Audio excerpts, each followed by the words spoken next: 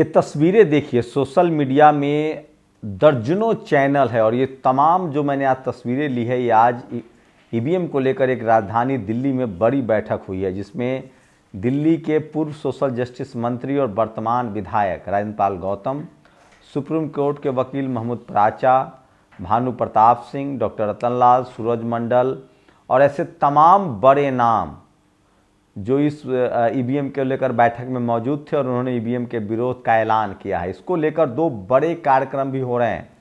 29 और 30 जनवरी को दिल्ली के कॉन्स्टिट्यूशन क्लब में बहुजनों की बड़ी बैठक होगी। 31 जनवरी को बावन मेश्राम के नेतृत्व में चुनाव आयोग का घेराव होगा।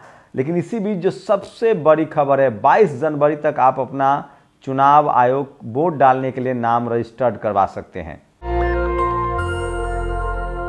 नमस्कार, मैं शंभू कुमार सिंह और आप देख रहे हैं नेशनल दस्तक। चुनाव आयोग को लगातार इस बात पर संज्ञान लेना पड़ेगा कि ईवीएम के खिलाफ विरोध प्रदर्शन बढ़ता जा रहा है। सुप्रीम कोर्ट के वकील हैं भानु प्रताप सिंह और महमूद प्राचा, ये दोनों लगातार पटियाला कोर्ट से विरोध प्रदर्शन कर रहे हैं। वहीं 31 जनवरी को एक मैसिव प्रोटेस्ट कॉल किया गया है। मैसिव प्रोटेस्ट जो है वो बामसेफ, बावन मेश्राम और भारतीय विद्यार्थी मोर्चा, ऐसे तमाम संगठनों के बैनर तले किया जा रहा है और इसको लेकर देश भर के तमाम शहरों में जागरूकता अभियान चलाया जा रहा है और उम्मीद लगाए जा रहे हैं कि लाखों लोग 31 जनवरी को दिल्ली आ सकते हैं और वो चुनाव आयोग के दफ्तर के सामने प्रदर्शन कर सकते हैं, चुनाव आयोग के सामने ईवीएम के खिलाफ। वहीं देश भर में अगर आप सर्वे करेंगे तो आपको अंदाजा हो जाएगा कि सबसे ज़्यादा इस देश में लोग ईवीएम का विरोध कर रहे हैं। सबसे ज़्यादा, खासकर तमाम विपक्षी दल तो ईवीएम का विरोध कर ही रहा है, लेकिन दलित, पिछड़े, आदिवासी, अल्पसंख्यक और किसान जो हैं वो सबसे ज़्यादा ईवीएम का विरोध कर रहा है। और इसकी सबसे बड़ी जो खबर ये है कि ये तस्वीर देखिए मेरे सामने, आप गिन नहीं सकते हैं, टीवी अखबार से कहीं ज़्यादा ताकतवर अब सोशल मीडिया हो चुका है और एक साथ सैकड़ों, मैं कह रहा हूँ 100 से कम नहीं होंगे, 100 से ज़्यादा यूट्यूब चैनल्स के पत्रकार, यूट्यूब चैनल के मोबाइल कैमरा एक साथ लगते हैं और पूरे देश, पूरी दुनिया में यूट्यूब की खासियत ये है कि इसे हर कोई देख सकता है। जिसके पास बिजली घर में ना हो, टीवी ना हो, वो भी देख सकता है। आज के समय में स्मार्टफोन सबके हाथ में है और यूट्यूब सबके रीच में है और दुनिया के ग्लोबली आप यूट्यूब को देख सकते हैं। तो ये सबसे बड़ी खबर है। और अगर आप इंफॉर्मेशन टेक्नोलॉजी की बात करें तो ये सबसे ज़्यादा मतलब रीच वाली खबर है, रीच वाला माध्यम है। तो सोशल मीडिया जो है वो लगातार इस तरह की खबरों को कवर कर रहा है। लेकिन सोचिए, इस देश का टीवी अखबार जो इस देश के दलित, पिछड़े, आदिवासियों को कवर नहीं करता है। सोचिए, एक मनीष कश्यप नाम का शख्स जो यूट्यूब चलाता है, बिहार से उसकी गिरफ्तारी होती है तमिलनाडु और बिहार के बीच अफवाह फैलाने के आरोप में। सही है, गलत है, कोर्ट फैसला करेगा। लेकिन आप कल्पना कीजिए कि किस तरह से उसको मीडिया कवरेज दिया जा रहा है और उसको एक बड़ा पॉलिटिकल एजेंडा के तहत खड़ा किया जा रहा है। लेकिन इस देश में शर्जील इमाम, मिरान हैदर, उमर खालिद, खालिद सैफी जैसे लोग जो मुस्लिम समाज के युवा हैं वो लगातार जेल में है। कोई उनसे बात कर सकता है क्या?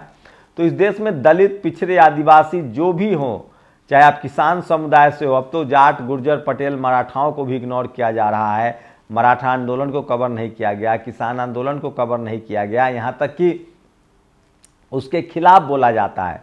तो आप सोचिए कि इस देश में जातिवाद किस हद तक हावी है और मीडिया में जिन लोगों की जाति है उनके ऊपर कोई आंच ना आए और वो अपने सामाजिक, राजनीतिक, आर्थिक, सांस्कृतिक, धार्मिक इन तमाम मुद्दों पर खुलकर अपनी बात रखते हैं, उसको दिखाते हैं, कवर करते हैं, चैनल उनका, पत्रकार वो।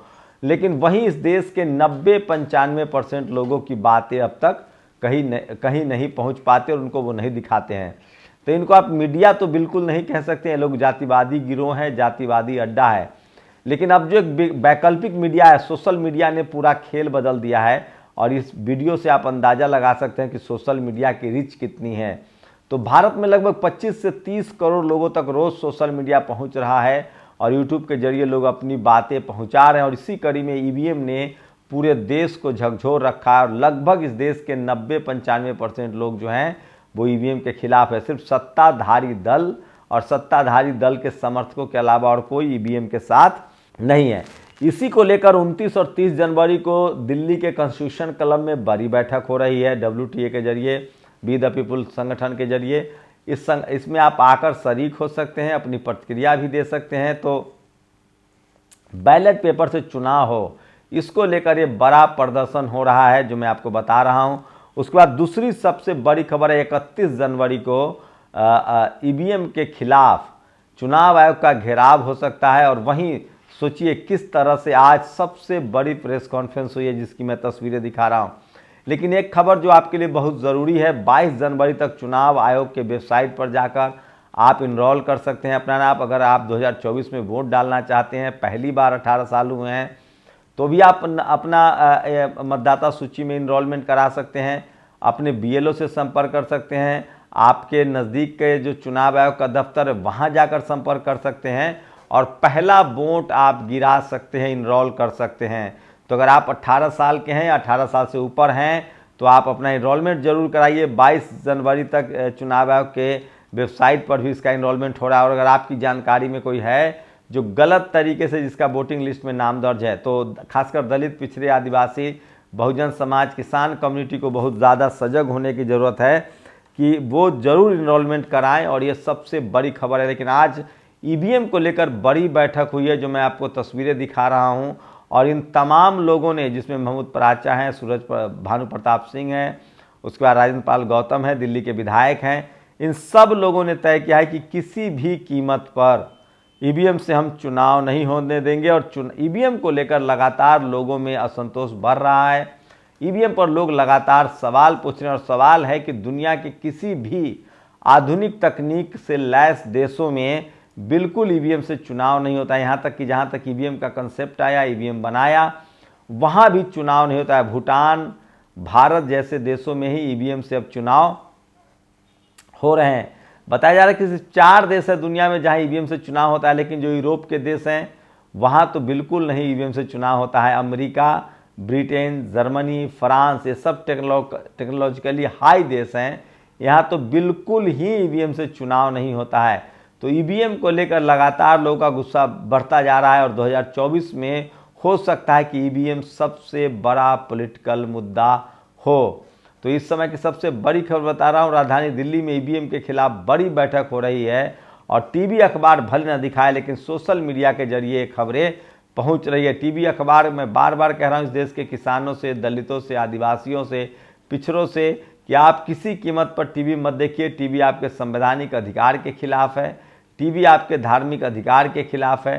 टीवी इस देश में तमाम बुराइयों की वजह है। क्योंकि अगर मीडिया का काम होता है वॉच डॉग, लेकिन जब मीडिया चापलूसी करने लगे, हड्डी खाने लगे, तो आप समझ लीजिए कि वो क्या वॉच डॉग करेगा, आपके घर की सुरक्षा क्या कर पाएगा वो कुत्ता।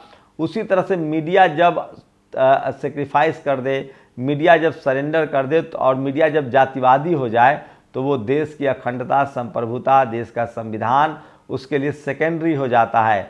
तो फिलहाल ये सबसे बड़ी खबर है। आज सबसे बड़ी खबर है कि आज दिल्ली में बड़ी बैठक हो रही है ईवीएम को लेकर। क्या फैसले आते हैं इन लोगों का वो तो आपको हम बताएंगे ही, लेकिन बड़ी बैठक हुई है। और वहीं 29 और 30 जनवरी को दिल्ली के कॉन्स्टिट्यूशन क्लब में होगी बैठक।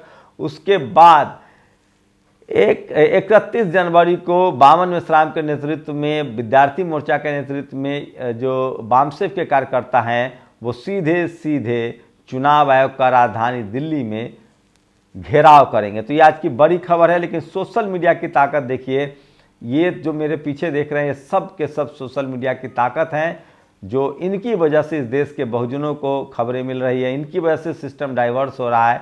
और इनकी वजह से ही लगातार सामाजिक और राजनीतिक और सांस्कृतिक चेतना आ रही है।